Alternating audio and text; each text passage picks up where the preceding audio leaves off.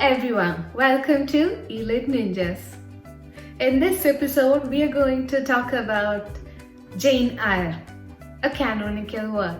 Before going to the work, let me offer you a context so that when you hear the plot, it'll be like a critical understanding of the plot, and it's not just like you have read the plot summary, it will be like as if you have read the book.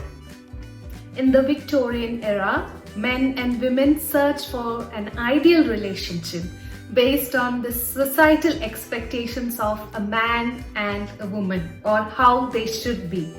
Now, women were not expected to gain education or have worldly experience. Their job was to get married, have children, look after the family. Now, if she was from a wealthy family, she didn't need to do washing or cooking, weaving, sewing, because she has lots of servants to do that. But a normal girl was expected to study or learn all this before her marriage. And men also, if they were unsuitable, if they were considered unsuitable for a marriage, then they were an unsuitable human. Just like that, even women, if they were considered unfit for marriage, they were unfit people too. The world is actually the perfect representation of what we say. It's a man's world.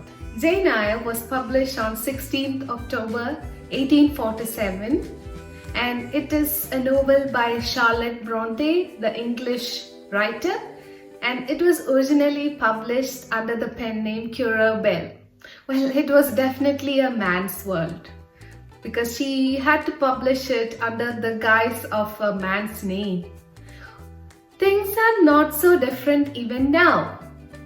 Talk about J.K. Rowling, Joanne Kathleen Rowling. She had to publish under the name J.K. Rowling even in this century. So imagine how hard it was for her in the Victorian era. Jane Eyre is the heroine of the novel. She's an orphan, and she's raised by her cruel aunt, Mrs. Reed. She doesn't receive any form of kindness from her aunt, who is wealthy, but Bessie, she is a servant there. Bessie gives her the kindness that she deserved. Not all of it, but that's where she got kindness from. And Bessie sang songs to her. So in a way, Bessie is like a mother figure to Jane Eyre. Now one day she fights with her bullying cousin John Reed, and for punishment her aunt locks her in the Red Room. Now the Red Room is infamous because that's where her husband died, or her uncle John died. So she is scared. She feels like she has seen her uncle's ghost, and she screams and faints. Now when she wakes up, she finds herself in the care of Bessie, and there's a kindly apothecary, John Lloyd, who suggests that she should be sent away to school. Well, the wealthy aunt concurs. Good, because she can finally get rid of Jane. So Jane is at Lowood School. Now there she finds that life is not fair at all. Well, the school had funds, but the headmaster, Mr. Brocklehurst, used it for his own pleasure or for his own luxurious life, and preached a moderate lifestyle for everyone else. So she has a friend there, Helen Burns, and Helen is in a way stoic to all the miseries around her. So that is helpful for Jane Eyre, but at the same time it's displeasing for her. But typhoid sweeps Lowood and Helen Burns dies. So in a way Jane feels alone, but the situation at Lowood changes, because this brings attention to the degraded state of Lowood, and some compassionate men take over the new positions, and life is better for Jane. Now Jane stays there 6 years as a student and 2 years as a teacher. After teaching for 2 years, Jane wants new experiences. Remember what I told about Victorian women? Do you see what is different about Jane? Yeah. So Jane wants new experiences and she takes up the position as a governess in the manor of Thornfield. So Mrs. Fairfax is presiding the manor and Jane is teaching a lovely French girl named Adele. Now the master of the house is Mr. Rochester, and he is again a stoic person, an impassioned person, but Jane is secretly falling in love with Mr. Rochester.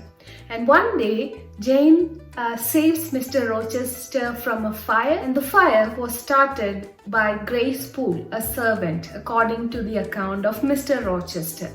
But Grace Poole continues to work at Thornfield. So that is a question in Jane's mind. Again, Jane is someone who questions, looks at things, observes things. She doesn't take answers just like that. That's why we love her. So Mr. Rochester brings a beautiful girl woman named Blanche Ingram. She's also vicious. So Jane thinks he's gonna propose to her, but Rochester proposes to Jane and she accepts almost disbelievingly. It was a complete surprise to her.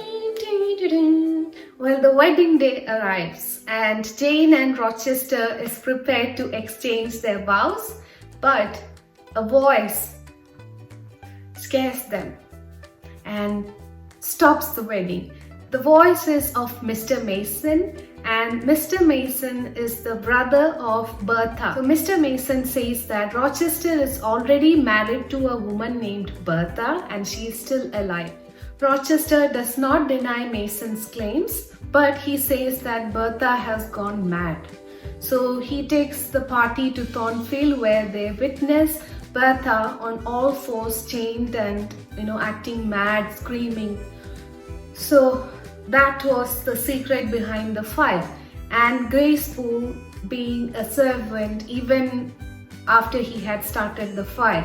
But he was not the one who had started the fire. It was Bertha, who was kept on the 3rd floor of Thornfield Manor, who had started the fire, and Grace Poole is kept as a servant to take care of Bertha, or to keep her quiet. And he's paid money to do that.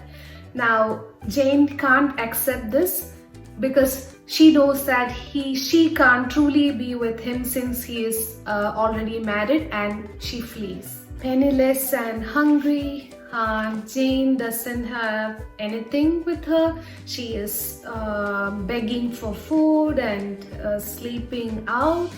But there's a manor called Marsh End and Moor House alternatively, and the people who live there takes her in.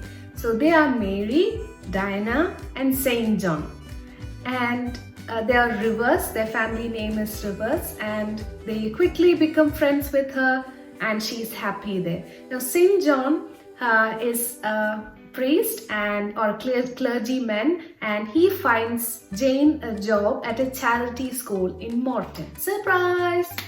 Well, St. John surprises her one day saying that her uncle Jane Eyre died and that he has left her £20,000. So she's confused. So St. John says actually they're related. The person who died was also his uncle. So actually Rivers and Jane are actually related. Jane is such a nice girl because she divides her inheritance with her newfound relatives, and she leaves the manor for new adventure. Again, look at the way she denies the Victorian idea of a perfect woman.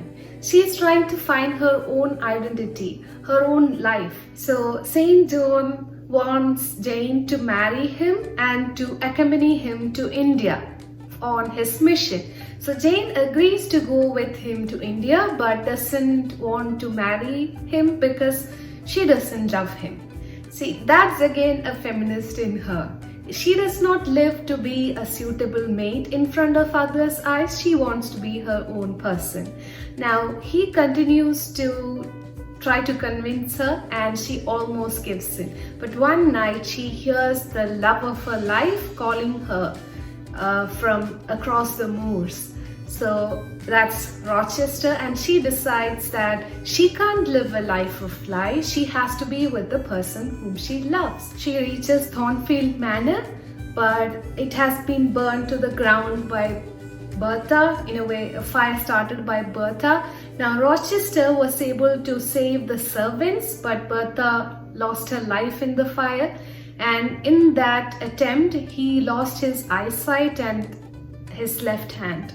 Now he lives at his new residence Ferndean with his servants John and Mary, and Jane quickly goes to Ferndean. At Ferndean, Jane and Rochester build their relationship back together, and she writes that she has been married for 10 blissful years, and that after 2 years of blindness he was able to regain his eyesight in one eye so that he could take his first child in his arms.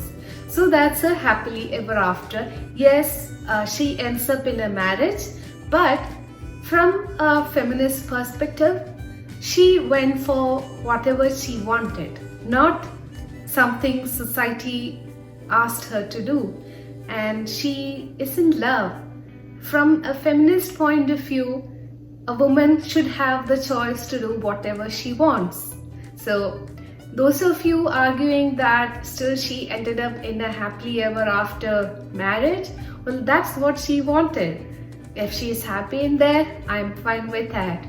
So a feminist reading of Jane Eyre would be interesting, and to look at it side by side with the Victorian understanding of how a woman should be would be an interesting read. So go ahead.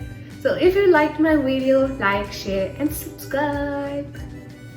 Girl power.